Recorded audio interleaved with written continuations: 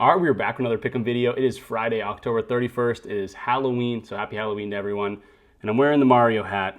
I do have a Luigi hat, but we had a red day yesterday. So we're gonna go over the recap like we always do, and then we'll get into the video picks for today. We got in-season tournament, so I'm also repping the in-season tournament shirt. So we should have some fun games on our belt, and I'm really liking the plays for today. We have a whole bunch of games, so definitely a lot of value out there, and never get discouraged after a bad day. It's one bad day. We're still up on the entire season, which is great to see. It's still early on in the season. We'll have a bounce back spot here for sure. Hey, last time we had a bad day, which we haven't had many this season, we swept the board the next day. So hopefully we see some of that. And yeah, let's get into the recap. So let's hop into our spreadsheet here, start making some excuses for a minus 1.97 unit day. I apologize for that, but it's going to happen. Unfortunately, Franz Wagner over 3.5 assists for minus 104. He ends with 9 potential assists. We talked about this game in depth. I talked about how I thought Paolo was going to have a difficult time scoring. He stayed under his line. I didn't think Franz was going to be assisting him. I thought he was going to be assisting guys like Anthony Black.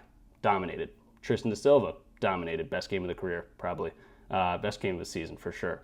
So yeah, I had a great read on the game, I will say, but I think it was a good read. I would have done it every single time. 9 potential assists. I saw the other guys that played well.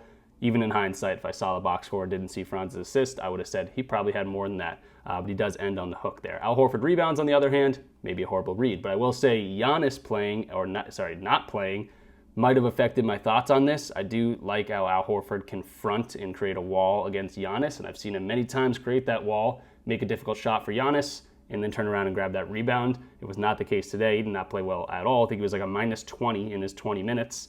So yeah, Al Horford, maybe you're getting a little bit older than I thought, but we only put 0.8 units on it. Let's talk about the win. Cam Whitmore. That was a scary one because he had 7 points in like 5 minutes, but he did stay under there against the defending champs. They win by 20 or something, but you know, we saw a lot of time from the normal starters there. Cam Whitmore, I think, only got like 14 minutes. So good under there. Good, pat ourselves on the back. And then Kelal Ware, that was the added play. It was not a video pick. It was the added play for hitting 150 likes. I'll do that again if you guys do that today. 150 likes, added play happens. And we're on a losing streak in added play. We won our first 3 added plays. Now we've lost 3 added plays in a row. Kelal Ware ends with 10 rebounds and assists. We took the under 9.5. And yeah, he had 3 assists on 2 potential assists, which I assume means a handoff and a shot. He's not an assister, and he went out there and grabbed 3 assists. He didn't get many boards. He didn't have many rebound chances.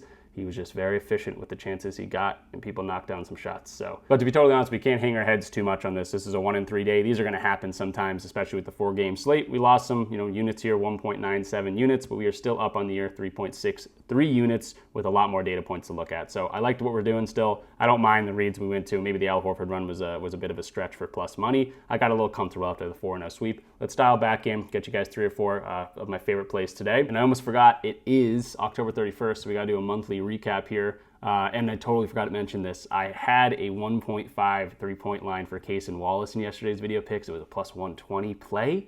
I recorded it and I didn't edit it into the video like an idiot. So of course that one goes out and hits. That would have got us back some units. But what I want to show you guys is the recap for October. We had a big day yesterday in the Discord. So this is my premium Discord. We do a lot of DFS, big money parlays that we're attacking. You do get some of the straights. You get all the straights before I post them on YouTube, but also you get some extra plays if I'm liking them throughout the day. Plus 89.2 units. This is verified track through Pickett. I cannot even go in and add a play if I want to through Pickett. They have to sync your accounts to them. So they're 100% true. We absolutely killed it this October, and that's awesome. We're not going to do this, 89 units in every single month, but pretty typically we are up at the end of the month. So I love what I'm doing. Steady track ups, upswings, and I mentioned this in the last video. We're going for these big money parlays a lot of the times in the Discord, so we might lose a few days in a row, and then we have these massive days like we did yesterday. So October's been great. Hopefully that keeps us back on track going into November. So sorry for that longer intro once again. Let me know in the comments down below. I do not skip over my losing days. I want to make that clear. I'm very transparent over here, so I want to talk about it in depth. And then of course the monthly recap, I thought was important here at the end of the month. So let me know in the description down below if you're like, dude, you're spending way too much time, housekeeping and doing the recaps. Just get into the picks. I know some people want that, but I know other people like the recaps and the breakdowns of what happened the day before. But let's talk about our first play here. I'll shout out Props Madness in a second. Walker Kessler over 15.5 points and assists. I'm loving this spot for him. First of all, he had his best game of the season in terms of points and assists against this exact same team, the Phoenix Suns. Second of all, let's take a look at the Phoenix Suns and see what Props Madness points out here. Defensive rank to DPT, that is putback. They are last. Defensive rank to DSZ, that is the restricted area. They're ranked 19th. Defensive rating this year, 28th. Assists allowed, 28th. Defensive rank DAZ, that's a dominant assist zone, 23rd. It's a great matchup overall. You can see all the green here. And again, we have a data point here. He had 25 points in this game. He had 9 to 12 field goals, and he had 8 offensive rebounds in this game. So the putbacks are definitely a good opportunity for us. And again, they're ranked dead last in that opportunity. So we can see a couple guys that have struggled, but not him. He had 29 points in points and assists in this game. And the reason I'm adding assists is because he's been a very low-key dimer so far this year. He's had 4 assists, I believe, in most of these games. 4 assists here, 2 assists, 4 assists, 4 assists. But I also saw him have a 10 assist game in preseason. He can dime up the ball when he needs to, and the Suns' defense is just so bad that I like his opportunity to potentially get some there. If you wanted to add rebounds, I think you could do that too. But I like the value at 15.5 points in assists. I'm not going to go too crazy in depth on this one. Walker Kessler and the Jazz are a different team this year. They got a whole bunch of big bodies to run out there, but I love what Walker Kessler has been doing. 29 minutes, 30 minutes, 35 minutes, this is an overtime win. Again, that was against the same team. And the 32 minutes, he's obviously the starting center on this team, and he gets a lot of these putback opportunities already. Now he gets the best matchup in the league in terms of putbacks. The Suns are a sorry team. I'm sorry for Suns fans, but you guys got a sorry team down low especially, and Walker Kessler is probably going to dominate you guys. So points and assists, I'm loving the spot for him. You can dime up too. By the way, I guarantee a lot of people are going to be on Lauri Markkanen. He did just drop 51 against this team, and now you got the in-season tournament, a little more oomph under your belt, and Lauri's been playing very, very well. I don't mind going to Lauri Markkanen, but I think if there's going to be a defensive switch, you're going to be trying to shut down Lauri Markkanen, maybe giving up more opportunities for a guy like Walker Kessler. So I like Lauri today, of course, like everyone else, I assume, but I think it's a smarter play to go to a different guy. Because if there's some sort of shift in there, doubling Lauri, whatever it might be, I think other guys will open up and down low will be wide open for a guy like Walker Kessler. With you got guys crashing to the three-point line. Lauri Markkanen, how many threes did he have in that game? He's shooting the most threes in the league this year. 6 of 13 from 3. If they're going to be going out and doubling him on the three-point line or trying to run him off the three-point line, we're going to find divers and guys like Walker Kessler to be right at the rim. So that's my thoughts on the Lauri Markkanen thing. Moving to the second play here, I like Dyson Daniels under his 6.5 rebounds, and it's mostly because Trae Young is going to be out of this game. That's going to give more opportunity for guys like Onyeka Okongwu to get minutes, a much better rebounder, a guy like Nickeil Alexander-Walker probably to step in and start for this team. Bigger guy than Trae Young, better rebounder than Trae Young.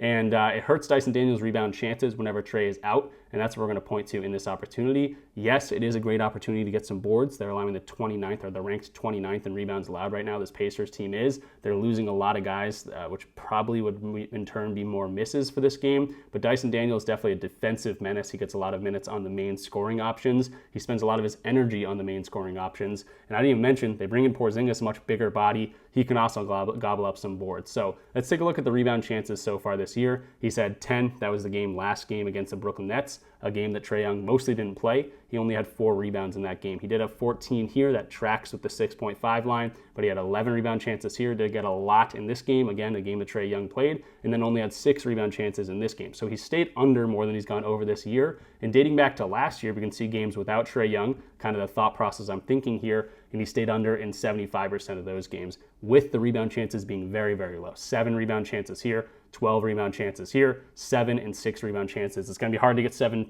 rebounds overall if you're getting about 6 or 7 rebound chances as a total. And you can see the minutes here are all very high, all over pretty much 30 minutes. This game was a 41-minute game. Just not a great rebounder when he's going to have to go up, lock up the main defender, and playing with bigger guys. Again, like I mentioned, Nickeil Alexander-Walker stepping in the starting lineup, much bigger guy than Trae Young, and Onyeka Okongwu coming off the bench and getting a whole lot of rebounds. That doesn't mention Porzingis being a new addition to this team, Jalen Johnson being a good rebounder. There's not a ton of rebounds to go around anyway, but Dyson Daniels grabbing 7 of them seems a little bit more unlikely than him, not grabbing 7 of them. So really like this opportunity. I think it's a great spot for an under, -117, so pretty much a 50-50 lines in the eyes of DraftKings right now. Really like this spot for Dyson Daniels to stay under, even though it's a good matchup to grab some boards against Indiana. Hopefully they can make some buckets. This is an in-season tournament game, so hopefully they can step up. These guys are probably all dudes playing for contracts. This is a perfect time to shine when the lights are a little bit brighter, when the court looks a little bit different, and when there's a big incentive for a cash prize at the end of this thing if you can go farther. So hopefully this game does stay. If it's a blowout, actually I don't mind that, but it is a 2.5-point spread. 232.5 total. I think the under is much more likely here than the over. Moving to the third play of the video, it's going to be our second money line play of the season, and it just so happens to be on my Boston Celtics. Now, am I a biased Celtics homer? Probably, But at the same time, really liking this spot for the Celtics to get some plus money, plus 105 right now on DraftKings. And let's talk about why. Now let's talk about the offense first. Jaylen Brown, Derek White, guys that score in terms of pick and roll ball handling. Philadelphia ranked 29th in terms of pick and roll ball handling. He had an okay game, started very slow in that game too. And the Celtics were up big in that game. If you go back and watch, I was at that game. Thought this was wrapped up, but then we saw heroics from guys like Tyrese Maxey. We saw VJ Edgecombe go for a crazy first game. Joel Embiid was kind of a non-factor, but at the same time, the Celtics are really locking down the paint this year with their rotations. And 7-9 shooting from guys like Tyrese Maxey. They come back, they chip in, they win that game by 1 point. I think the Celtics, are they a better team than the Sixers this year? I don't know. The Sixers are absolutely cooking so far, but they're going to need to lose at some point, and I think the Celtics are starting to click, figure out the rotations, who's playing what minutes. Josh Minott is coming in and playing very, very well. Sam Hauser's got great defense, underrated defense, and he's starting to shoot very well. So they're starting to click at the right time, and I think this is a great opportunity to get some plus money on them, especially considering this is an in-season tournament, and I'm really liking this one. So Jaylen Brown, Derek White, great opportunities to score the ball. Guys like Peyton Pritchard, he can do some pick and roll ball handling for sure, but he's a transition guy. We've seen a lot of points in transition from this Boston Celtics team. They're ranked 26 in terms of allowing transition points. So I love to see that. Even guys like Josh Minott, right in the paint has been a very good opportunity for people to score. That goes hand in hand with the transition, but we've seen guys like Josh Minott be great. Neemias Queta looked great in that first game. So offensively, this looks like a very, very good opportunity. Now let's talk about the defensive end. The first guy I'll mention here is going to be Joel Embiid. Now, he did not play very well in that first game of the season at all. Was he rusty? Sure. Played 20 minutes. He's probably going to see maybe 25 minutes today. But it's not a great matchup for him. And the Celtics have been very, very good in interior defense, and they're running very fast. For a guy like Joel Embiid, who looks a little sluggish to start the season, that's going to be a nightmare. And we saw him not play well in that first game. Now, does he play better in this game? Almost guaranteed for sure. But that gave opportunity for Tyrese Maxey to go out there and play exactly how he likes to play. He shot extremely efficiently, especially from 3, 7-9. So if Tyrese Maxey is going to shoot 7-9, maybe it's hard for the Celtics to win this game. But we saw an amazing Tyrese Maxey game. He had 40 points. We saw an amazing VJ Edgecombe game. He shot very well. He scored 34 points in his debut. Are we going to get 80 points from Tyrese Maxey and VJ Edgecombe again? Maybe, but I think it's more likely that they're going to be a little bit more in check. There's going to be some sort of defensive shifts, and this is more like a playoff game. The Celtics against the 76ers in the playoffs, we know the track record there. So I think it's a difficult matchup for guys like Embiid to score the ball. Is it a better matchup for a guy like Tyrese Maxey, who's been playing really, really well? Yes. If he's going to knock down a million threes and get to the free throw line a million times, and he drops 40, maybe the Sixers go out and win this thing. But I really like the opportunity to see a plus money play on a game that I think is in the Celtics' favor. And again, am I a Celtics bias homer? For sure. But again, let me know in the comments down below. I think this is a great opportunity for some plus money. And again, I've said it 5 times, but Tyrese Maxey, VJ Edgecombe, if you come out there and score a million points, once again, it's going to be tough for the Celtics to win. If you're going to get a lot of points from Joel Embiid, which I don't think you're going to, is it going to be tough? Sure, but it's a great matchup for the Celtics to score some points. They match up very well. They can run with this team too. And maybe they were caught a little bit off guard. First game of the season, they got to come through a lead in the fourth quarter, and then Tyrese Maxey's show started, 3 started falling. So I think it's a great spot for the Celtics. Let me know in the comments down below. But plus 105 for the Celtics. And considering some trends here, we see a lot of books starting to trend towards the Celtics. We saw, plus 120 for the Celtics on DraftKings. Now we're down to plus 105, and a lot of books are, following suit here. So I like this opportunity. I think a lot of people are starting to realize the Celtics got a better opportunity. Whenever you see books start to shift this way, usually means a lot of sharp money coming in on the other side. So I like the Celtics. I think they're on the right side of the trend right now, and I'm loving everything I'm seeing. Hopping into the fourth play of the video here, I like Ivica Zubac over 2.5 assists. Weirder line. I'm not going to spend too much time on it, but I really like this opportunity. Plus 115 on the over 2.5. He's already over this in 3 or 4 games. The one game he missed, he had 6 potential assists, and that was a game that the Clippers absolutely sucked. He only played 24 minutes.